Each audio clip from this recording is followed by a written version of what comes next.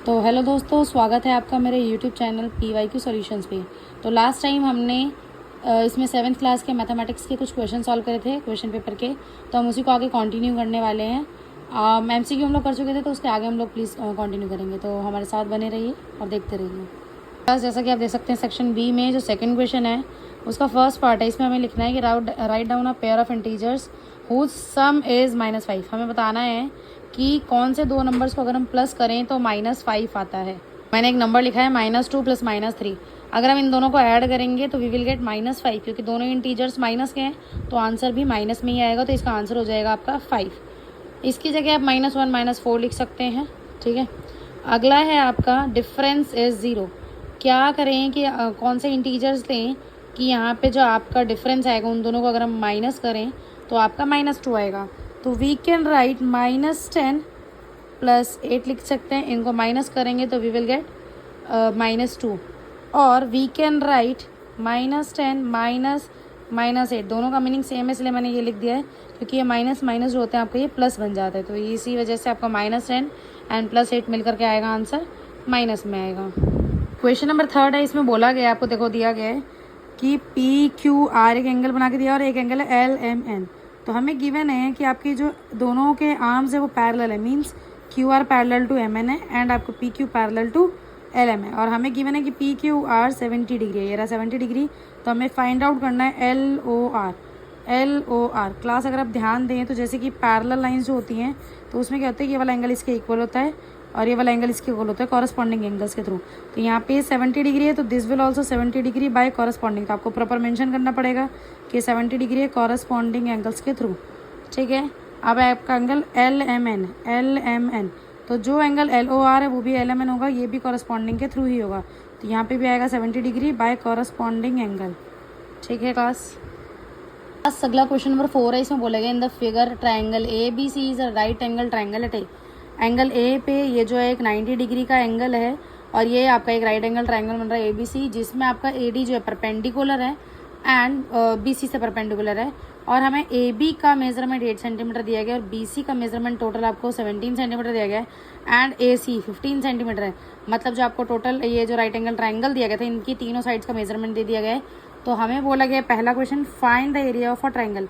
अच्छा, इसको अगर मैं थोड़ा सा हम घुमा लें तो इस तरीके से ट्राइंगल बन जाएगा, राइट एंगल ट्राइंगल, जिसमें A ये हो जाएगा, B हो जाएगा और C ये, मतलब ये पॉइंट ऊपर चला गया, ये नीचे अगर ये इस तरफ शिफ्ट हो गया है, जो कि आपका ये बन जाएगा 90 डिग्री का एंगल।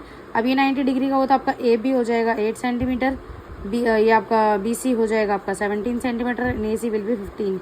हमें बोला कि ट्राइंगल का एरिया निकालना था। तो ट्राइंगल का एरिया का फॉर्मूला होता है half into base into height. तो half into base into height में 1/2 तो 1/2 ही रहेगा। बेस हम ले सकते हैं 8, इंटू में हाइट हमारी होगी 15। अब आप देखें तो ये 2 और 8 कट के 4 आ जाएगा, बचा 4 इंटू 15। तो 4 इंटू 15 कितना होता है 60। तो कितना आ गया 60 सेंटीमीटर स्क्वायर ट्राइंगल का एरिया आ गया। हमें बोला गया सेकंड पार्ट में also find the length of AD।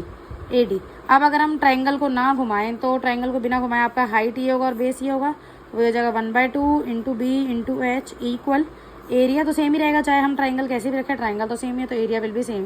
तो एरिया हो जाएगा 60 सेंटीमीटर स्क्वायर, जो कि हमने कैलकुलेट कर लिया है। यहाँ पे बेस हमारे लिए 17 गिवन हो जाएगा।